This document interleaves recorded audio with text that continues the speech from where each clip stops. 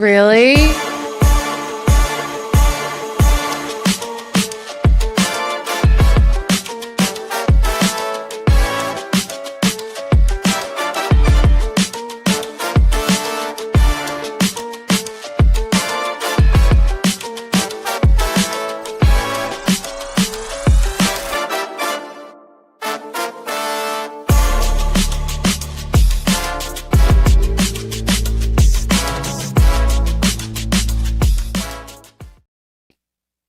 Hey guys, welcome back to The Moment Live. It's your old pal, Meredith Lynch, also known as now the owner of a domain called Triggered with Donald Trump Jr. We will get to that. I am so excited to be here, as always, with my lovely co-host, Rebecca Sananez. We have such a packed show for you guys today. Representative Joaquin Castro is coming in to give us from the car. I don't think he's in in the San Antonio area anymore, but give us an update from Dilley. He was there on Tuesday with a bunch of other reps, including, I think Senator Padilla was there as well this week. So we'll get to that. There's a lot that we want to talk with him. We just have a few minutes with him. And then Peyton from the podcast Let Me Say This is stopping by to talk all things Keke Palmer. We're going to talk about Summer House, which I know you guys are always riding us to talk about Summer House, and we just don't. I'm sorry, we don't. She's our Summer House correspondent. Yeah, we always bring in a Summer House correspondent.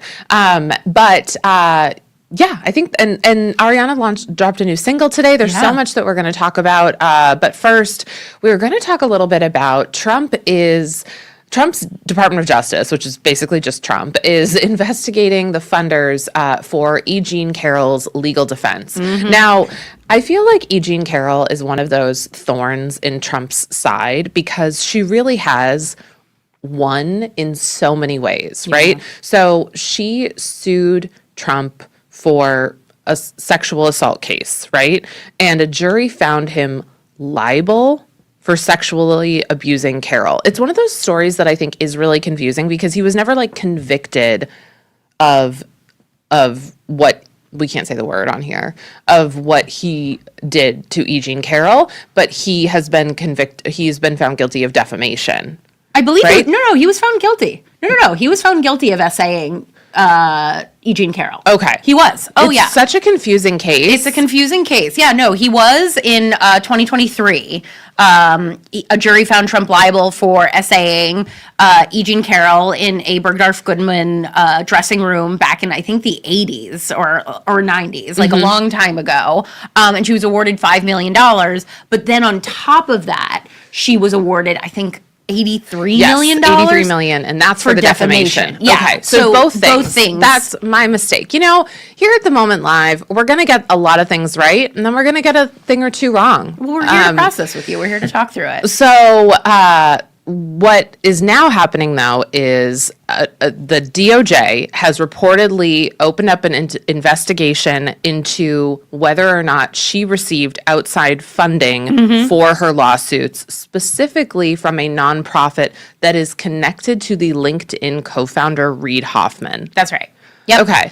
And I think, so there was a lot of reports yesterday of the DOJ is investigating E. Jean Carroll. Okay. Then this morning it came out that it's a little bit semantics-y. The DOJ is apparently investigating Reid Hoffman's nonprofit for funding E. Jean Carroll's lawsuit, but as part of it, they're examining whether she committed perjury and lied about it. What is the name of this nonprofit? Do you know? Off the top of my head, I'd have to look at it. It's America. I don't know. You look it up, but I'm looking it up. Yeah, it's America Funds Democracy or something like that. But why this is all super interesting is the DOJ continues to be a place that seems to be taking Trump's political agenda and going after people. They did this with Comey and the seashells. Did you see this? Yes. They did this with Letitia James. And now, it's sort of semantics, but also... But here's what's really weird about that. All of those things, I'm not defending Trump in any way, but all of those things happened when Trump was in office, right? The Comey thing and the Letitia these were all things that I don't think these people nothing should be brought up against them. But those were when he was the president. This thing with E. Jean Carroll has nothing to do... It happened in was it 80s or 90s? I think it's the early 90s. Yeah. This happened in the early 90s. Yeah. Like this is so different. And the case happened between his terms. Also, Right. on top of it, the Deputy Attorney General, Todd Blanche, who took over for Pam Bondi, was Trump's personal attorney in one of the appeals against E. Jean Carroll. So he has recused himself from this case, but he's the one that brought it forward. He's the person that's running the DOJ. And so like the amount of layers here that it's just like the Justice Department, where there is a picture of Trump hanging from the front, is just being used to go after people. You personally know E. Jean. I have spent time with E. Jean, and she is amazing. And I think what she has done, to go up against Trump, no one would want to do. She's also like an 83-year-old woman. And I mean, the thing is, girl does not look a day over like she's 60. Spry. She looks I've seen her speak. Yeah. So good. She's such a hottie. And so I think like people don't realize that this is Vienna, I just sent you the new stream key. This is what live television is, baby. The stream key. TikTok wasn't working, so we're not live for our TikTok friends. So hopefully we'll get on there. But she's a fucking powerhouse. Yeah. And like what she's done, she did not have to do at 83 years old. I don't know if she'll ever see those millions of dollars. Just Trump doesn't have that fucking money. Like, you think Trump has 83 million laying around? Like, even if he was like, oh God, I guess I gotta pay her, I don't even think he has that money. He'd have to get it from someone else. I don't know E. Jean personally, but I don't think I've seen her speak. It doesn't seem to me like it was about the money. It seems like it's like, okay, we by every metric in 2024 voted somebody who's been convicted of SAing a woman into the presidency. They just don't care. That's like, it's sort of funny because I was hearing people have been ragging on Spencer and they're like, don't you care that he, spent all this money on crystals, or he, made up a rumor about a young woman having a sex tape, or he sold a photo of Mary-Kate Olsen or whatever. It's like, you guys, Trump literally someone in a dressing room. We know this to be true, and people don't care and they still elect him, right? So I think like it's just disgusting. And especially to be such a party that's like, we want to be protecting women and from predators, and all these illegal immigrants are hurting women. It's like, doth protest so much. Yeah, right. Did you also see, this is tangential, that he wants to issue a new $250 bill and put his face on it? Apparently, if you get a passport right now, it's going to have his face on it too. It's a wild, the Kim Jong Trump of it all. I mean, I think it's like, and so the whole point is like, oh, it's because I'm the president for the 250th anniversary. Yeah. Right. And so I think one of the things that's interesting to me about that is like, well, if anybody was going to have like their face on something or whatever, and believe me, I don't like it. It's like, it should be George Washington. I mean, I don't know, but like a couple of, like, a country that starts posting bigger and bigger bills, like, that's bad for inflation. Like, it's not a good sign for inflation. How many of these do you think will even be made, though? Yeah, that's true. Like, one for every one of his children. Yeah, like, I think it's going to be like the smallest print run of $250 bills. I think he'll like give them out to people at the UFC fight, which, by the way, I'm like, have you seen like this thing that's going on with all of the people who said that they are not actually performing? Yes. Well, what was funny was like the people who were performing first, and it was like CNC Factory, Young MC. It was like all these people from the early 90s when Trump was in his also like when he was kind of in his heyday, right? Well, that's the thing. It's like all these stories when he essayed E. Jean Carroll when he was in his heyday, but all of them are slowly and surely backing out. Have you seen the pictures of what the White House looks like right now? Oh my God, it's so disgusting. I can't believe I'm going there this week. Oh, that's right. Yeah, so I can't wait to go by and just take a little spin in front and see the UFC cage.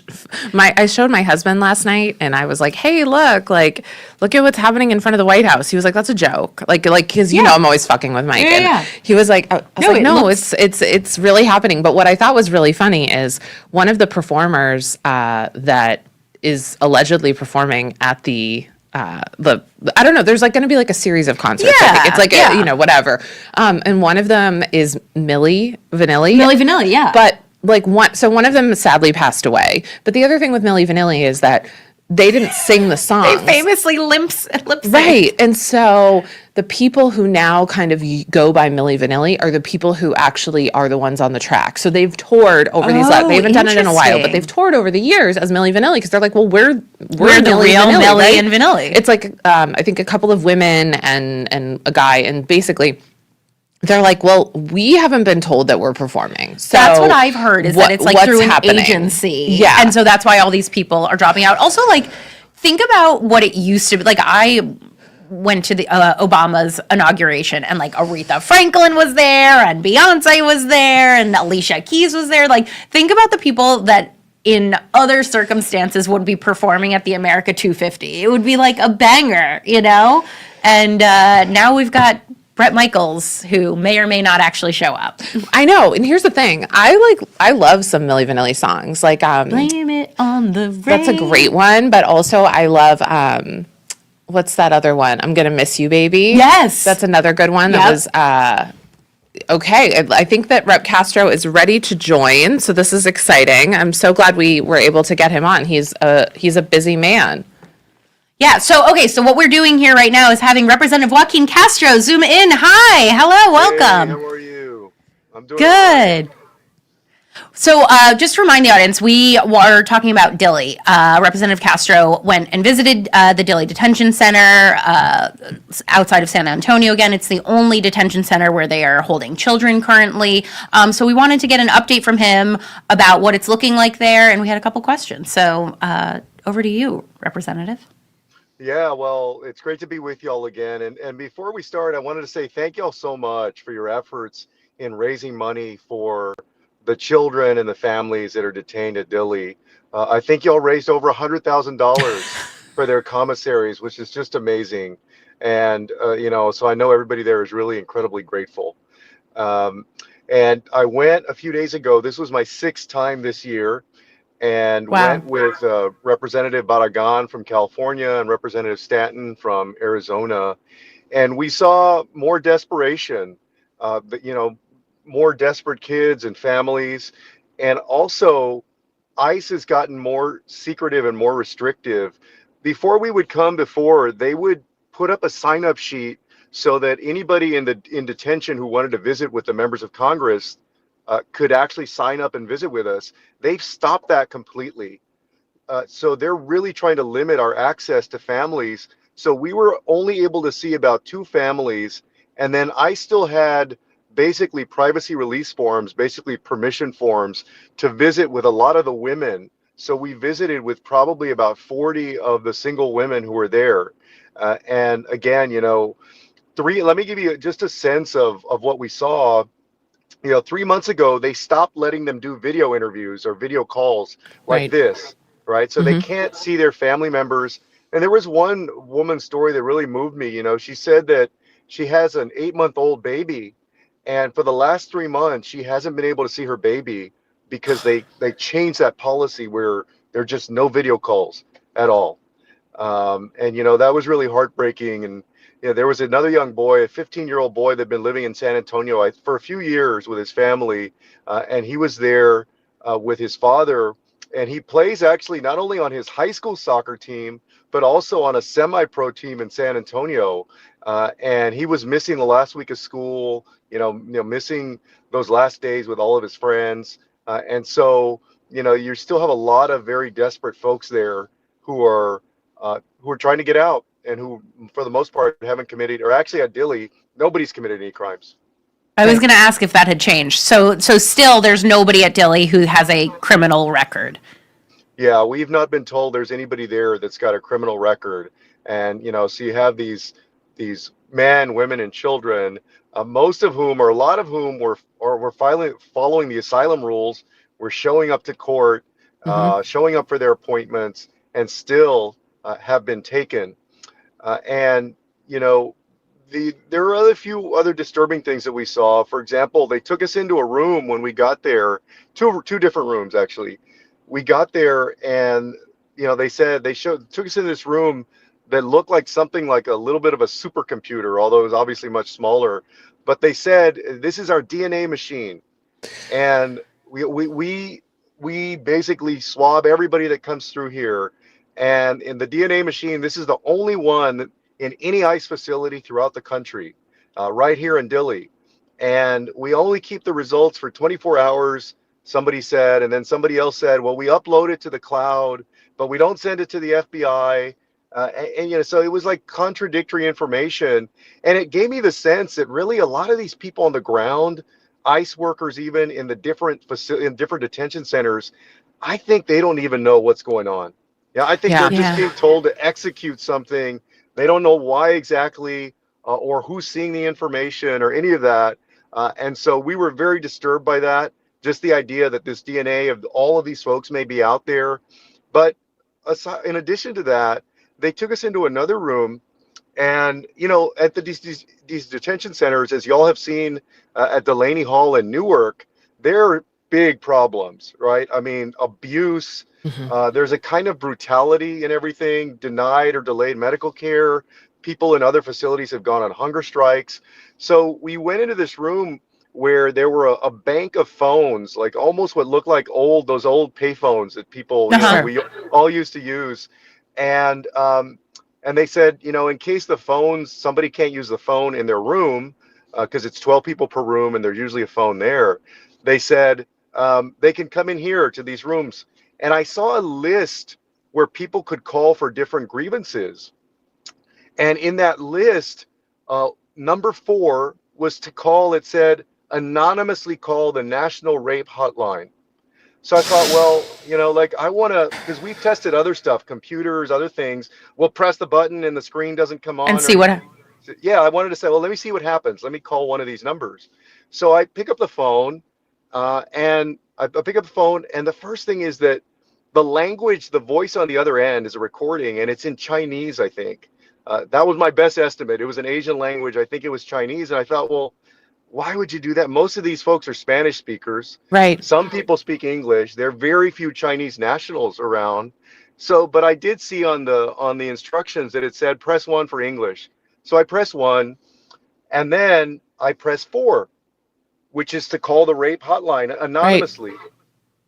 When I press 4, it says basically, please enter your personal PIN code.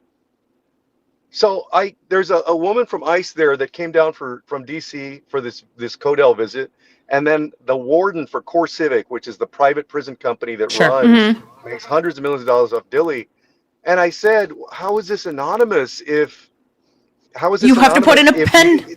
Yeah, that's exactly right. If you've got to put in a personal PIN, then these people who are running this phone line, the contractor, the ICE, then they know exactly who's calling about a potential sexual assault, about grievances against any kind of workers, any other physical abuse, all of those things. But to me, that was kind of emblematic of this whole just like corrupt system where they're basically lying to these people. They don't really care about whether, somebody has a legitimate grievance or may have been sexually assaulted, and so just still very disturbing things going on there. And that's why I say that, and I join a lot of folks in saying that we have to shut down Dilley, that we shouldn't have these children and families in detention. And so thank y'all so much for all of your work and raising money, but also keeping people's attention on this issue as well. Yeah, before we let you go, I'm just wondering, are we getting any closer to shutting down Dilley? And is there anything that we can be doing right now? We're going to keep filling the commissaries. That's so important to us with each step home. But is there anything else that we can be doing, to really put the pressure on to shut down Dilley? I think, Congress not voting to give more money, billions and billions of dollars to ICE is extremely important. Mm-hmm. Mm-hmm. Well, there you have it. Extremely important. I don't know if he's going to be able to come back. You know what was fascinating to me? Mm-hmm. The DNA part. That's what I really, if we get him back, and we'll have Joaquin Castro back again. Thank you so much, Representative. I think that we lost him at the exact perfect time. So there we go. Thank you so much, Representative Joaquin Castro. The collecting of DNA, I don't know, there's something, I try to stay away from conspiracy theories, but there's something really Well, what's really disturbing interesting about is one of the places that has a lot of the DNA or has a lot of the cloud storage or has contracts for the, excuse me, one of the places that has a lot of contracts for the cloud storage is Amazon. Yep. And so I'm kind of curious how Amazon is involved in that. If they are, there also are a good other question. places that could be doing the cloud storage. It might not be Amazon doing the cloud storage for that, but I know that Amazon is doing a lot of the cloud storage. So like when people say to me like, oh, why do you criticize Jeff Bezos? Why do you say that like his friends should, if they're against ICE, should be, mad at him? I'm like, this is exactly why. These are the places that are funding this. So yeah, we're gonna have to look more into the DNA piece. Yeah, just like the why of it. Yeah. It just sits so wrong with me. But let's take a turn. It's a Friday. It was a 4-day weekend. Like let's take a turn and do some pop culture. We have with us today Peyton Dix. Peyton Dix is a Brooklyn-based but LA-raised baddie. I think she's in LA right now because I follow her on social media. She's a writer, she's a strategist, she's the co-host of Higher Ground's Let Me Say This podcast. Peyton has written for Elle, W Magazine, New York Magazine, Bustle, and Teen Vogue. She's here to break down some of the hottest stories today. Do we have with us Peyton Dix? Hi. Thanks Hi! Thank you for being here. I am in LA right now. I'm never beating the bi-coastal allegations. So The dream, the absolute dream. The reason I know that is we're going to get to this story in a minute, but I saw that you watched the Summer House reunion here in LA. So we did. Yeah. That was my first time watching a reality show at a bar before. I know How was that? Well, it was like 100 drunk cigarettes. It was amazing. Oh my Yes. God. Community is everywhere you look when you look for it. Okay. I normally watch, with maybe a couple friends at home or even sometimes by myself, just because Sure. oftentimes it's associated with the work that I do. So it would make sense that I just have to pay a little bit more attention. I know we have to have the notebook out sometimes, which I'm like, oh God, why do I have to take notes while I watch this? And I'm like, you know what? This is a job, right? Yes. Like, Later. yes, right. And us. Yeah. Yes. yeah. I also feel like, not to make this about the friggin' patriarchy again, but like how many sports bars are there? How many bars are there that are made for men to go drink beer and watch their sports? Like give us a little I'm something. doing a Love Island show in July. I'm going to do a Love Island show. Love. I know, right? Like I was like, this people have been doing heated rivalry shows. I'm going to do a Love Island sort of like live comedy show For the like girlies. that's on a Wednesday night. So it's the night that Love Island is not on. I was gonna Peyton, if say- you're in town, I want you there. First of all, I was like, I'm free. You didn't even tell me that I'm free. But did you see that the Love Island new cast was announced yesterday? Oh my God, I'm obsessed. I know.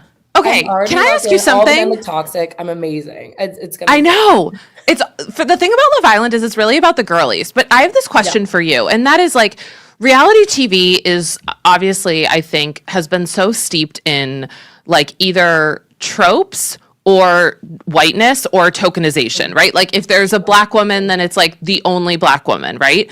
But one of the things that I think Love Island has gotten right-ish without necessarily saying it is like they consistently they're not diverse by like body size, although there is somebody who has a disability this season, like Huge. there's someone who is an amputee. And so I think one of the things that I think Love Island gets right is this piece of having like a diverse cast. And so I was wondering like what do you think? Do you agree? Am I just like a white girl who's like, "Oh, there's actually diversity." You're like, tell me if I'm fake woke. I'm happy to hear Right? it.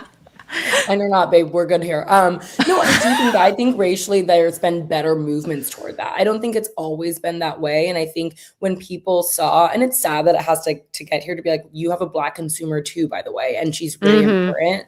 And not just black. I think like and she was not my girl, but even having Huda, who was Palestinian, Yes. I think was so great. I mean, again, the way she crashed out, that's a different subject. But in terms of a diverse cast, when it comes to race, I think that is something that they're leaning into because they see that people are engaging and responding. And it's only a service to them to have a wide ranging cast that actually reflects the world that we all live in. So I only hope there's just more and more of it. And definitely the body positivity thing is like, we got to get some body diversity up in there. A little bit more than like a tokenized person. And I think it's great to see someone who, isn't able-bodied in a way that we would normally assume. But yeah, I love reality TV in general. I think it's so reality TV to me, and this is new. I was slow to enter the space. I thought I was above it. You know what I mean? I did that thing where I was like, oh, like I'm too woke for it, or I'm too sensitive for it. And I realized, oh, reality TV is actually just like a mirror to our carnal selves. And if you're willing and ready to do the work and look at it, then you will really, really enjoy it. Okay, I'm excited to ask about Kiki Palmer, but since we're on the subject, since we have our summer house baddie who knows all the things, let's talk about the reunion part 1 because you were tuned in. We are like we need to bring in our correspondents for Summer House because neither of us are watchers. So we're not watching, but we have nothing against reality TV. We're and here I to talk have about it. almost been sued by Bethany Frankel once over. So Wait, wow, I'm jealous. That's like a badge of honor. it's I huge. know. It's huge. But it really does it does taint the Bravo universe for you when you've gotten a cease and desist from Bethany Frankel. Well, except that Andy Cohen is all about it. Well, yeah, I know. The king of Bravo. But can you bring us up to speed about like what stood out to you with the first part of the Summer House reunion? Yeah, I think like something to lead with something positive that I think is a really great example for young women to take into their own lives maybe is the relationship dynamic between Mia and Sierra. And I may not have time to tell you the whole backstory. No. I know the characters. I know the backstory. I just want the tea. Yeah. You know the key players. Okay. That's right. But I think that's something that actually, I'll say even Lindsay Hubbard, Mia, and Sierra, their dynamic to me felt like the perfect kind of girl power, right? And like the idea of being a girl's girl is getting thrown around a lot lately, but something that they're doing is they're not speaking over Sierra. They're doing a perfect setup to speak their piece, interject and affirm her without speaking over her and making sure she still gets her time to have this real like moment to call a spade, aka call a bad friend a bad friend. West, I don't know. My bar for white men is always in the earth's crust. It's low. It's the lowest it can be. But something that I didn't expect from the reunion, and I'm curious to see more of, is I thought Amanda Petula was just going to be like tail between her legs, just, quietly take it, apologize until there's nothing else to say. And one of the first, I don't know if I can curse, but one of the first words out of her mouth was fuck off to Sierra when there was the first moment of real conflict. Yeah, she had said fuck off and she had rolled her eyes. The audacity to me, I'm like, I'm about to turn to my mother. Listen, I was like, hold on, what? Like you had so much time to prepare for this moment and you knew exactly what was going to happen. There was no way you were coming into this searching peace from Sierra. But I also am under the impression that Amanda and Wes, their PR team is just two kids in a trench coat. There's no way someone is telling them to behave this way. It's shocking to me, honestly. So I'm curious. I also am thinking about Raquel. Do you guys remember Raquel Levis from Scandival? Oh, Scandival is a cultural blind spot for me, but I'm an ally. Okay. So. Okay. But I'm an ally. But basically, when Raquel came into the reunion, she did go kind of tail between her legs. At that point, her and Sandoval were not together at all. In fact, if anything, she was really angry at him. So I think she came in and did the whole like, for the most part, I really fucked up and I'm sorry and I really fucked up. And of course, like she paid the price way more than Tom Sandoval, who has blocked everyone who is currently in this podcast studio. Tom Sandoval. Because we are on the block list. He blocked us because we made a joke that he doesn't have TSA pre-check.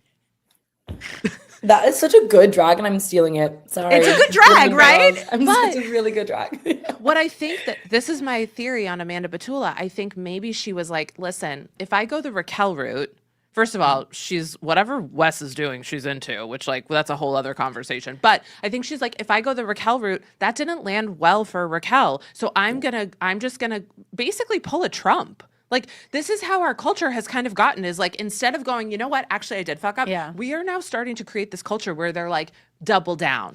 Yeah. I want to ask you, Peyton. This is what I have gleaned from like watching the clips of it. They said, Amanda and Wes said, oh, we put out a statement before we slept together. And everybody is like, that feels not quite right. Like that they had kissed, that they were like thinking about being together, and that led them enough to put out a statement. And then that day they consummated the relationship. Which is nastier to me. That's so gross to be like, it's also like put out the statement as an okay go. Right. I'm like, that's crazy. Okay, I don't believe it. Okay, that's what Yeah. that was I my don't question. believe Is it. No. Do you wanna know my Again, favorite their PR part? team is just two kids. Like it's like the little someone's rascals. lying.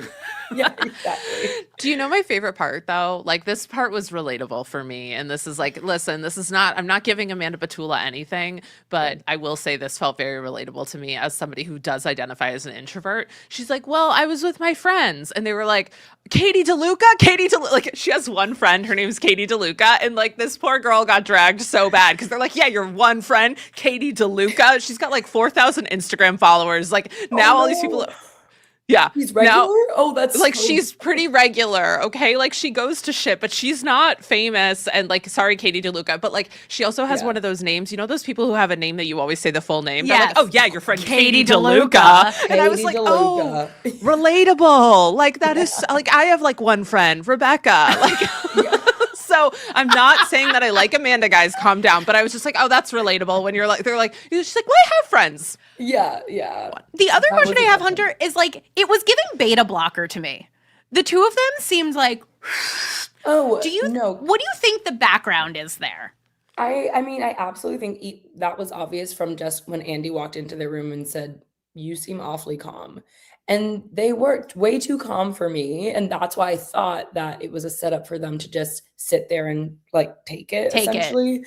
So I was really surprised that, the fuck off came off, the eye roll. Wes did what he always does, which is just sit there and be silent, which I actually find more offensive than at least barking back to me. Not, he's Right. not even saying sorry and totally got it. He's just whimpering under like a woman that is really the one taking kind of all the lashings, if you will. But Mhm. yeah, even the fact that they were laughing about the dick pic scandal, I was angry to see them giggling and taking the situation so lightly when, as a Black woman who has been in this situation before, as like a Black woman who's been in predominantly white spaces before and known how hard it is to really advocate for myself and know how much like this image matters to Sierra, especially at scale. It was so disheartening and disappointing to see them treat this whole situation honestly pretty flippantly. I mean, from start to finish, clearly. But at the reunion, you got one shot to do one thing, and you so far threw it away. I don't see any redemption, but we'll see what happens in part 2 and 3. Did you I'm curious about part 2 and 3, but did you feel like Andy and Bravo, because I've heard this a lot from Black women, it's like that this was like a metaphor for a lot of experiences. I think a lot of Black women see themselves in Sierra, understandably so. How did you feel about how Bravo and Andy Cohen handled it all? Like did they take it into account how much this meant to people?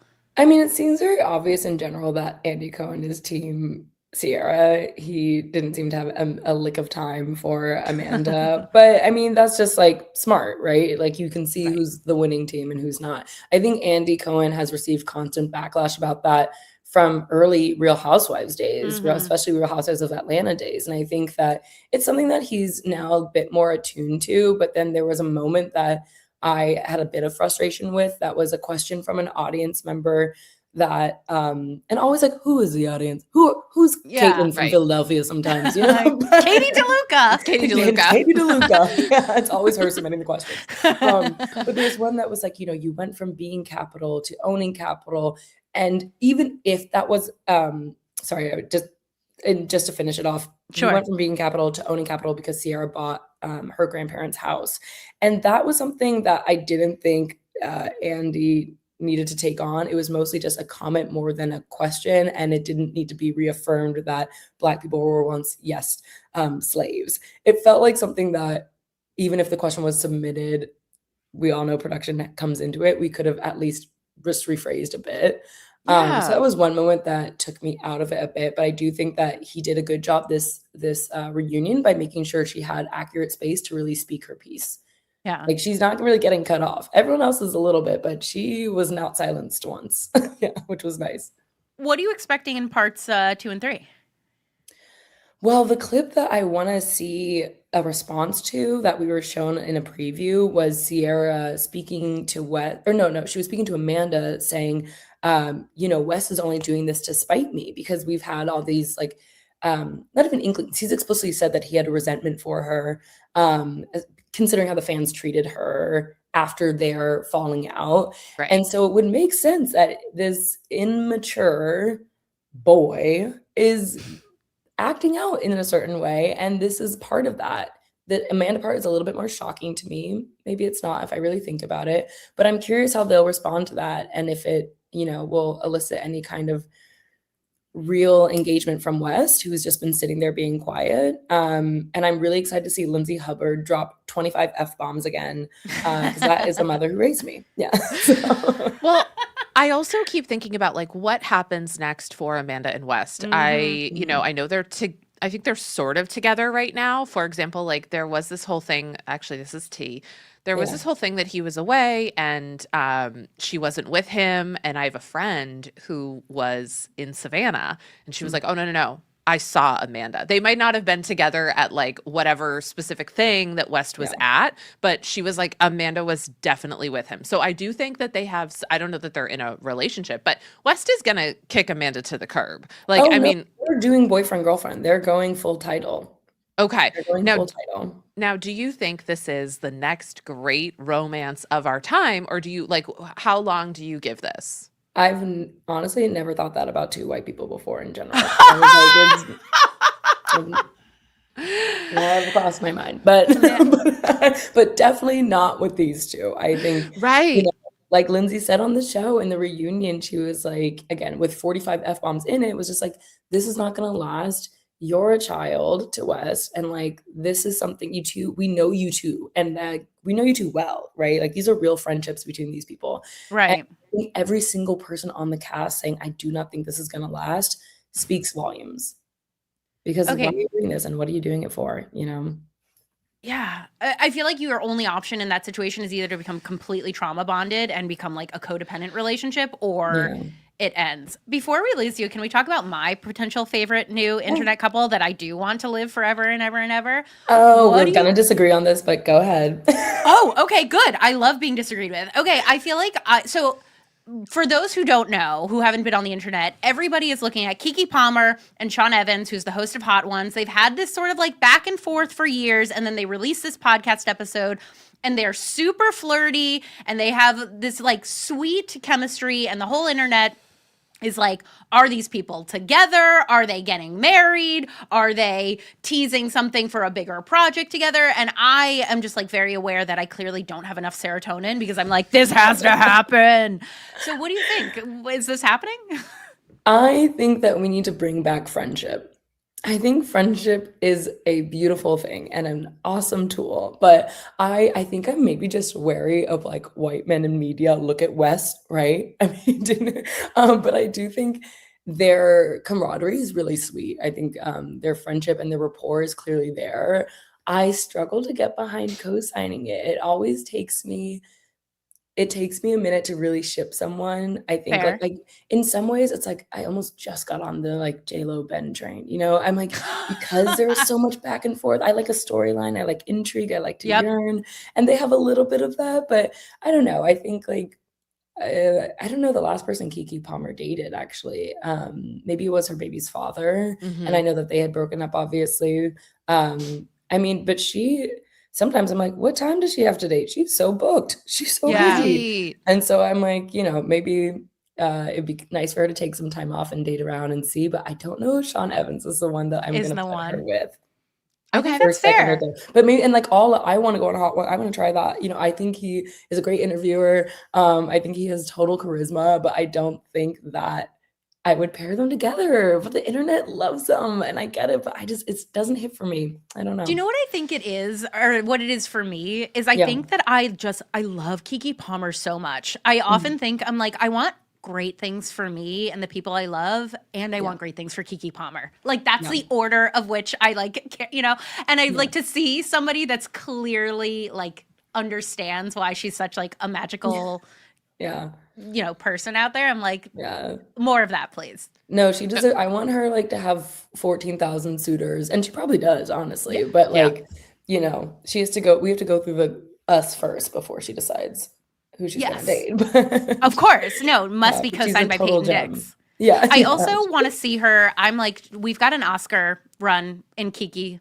Like she's got to win Best Actress at some point. We're gonna see her in like a fabulous dramatic role, and she's gonna sweep it. Yeah, I love when people remember like she's so much more than a comedian. Like she No, is she's- really like a multi-hyphenate in so many ways, and it's really exciting to see her like, I don't know, get her flowers over and over again, and she deserves them, you know? Yeah. Yeah. Well, Peyton, thank you so much. Can you remind Oh, folks of where they course. can find you? Yeah, you can follow me on Instagram at Peyton Dix. And you can also listen to my podcast, Let Me Say This, which I'm the co-host of with Hunter Harris, anywhere you get your podcast. And you guys are live at Tribeca. We are. Oh my gosh. Yeah, we are going to be at Tribeca June 11th at the SVA Theater. Tickets are available now. And we have special guest, Sydney Lemon, who you probably know from the drama, incredible role in the drama, also Job Play.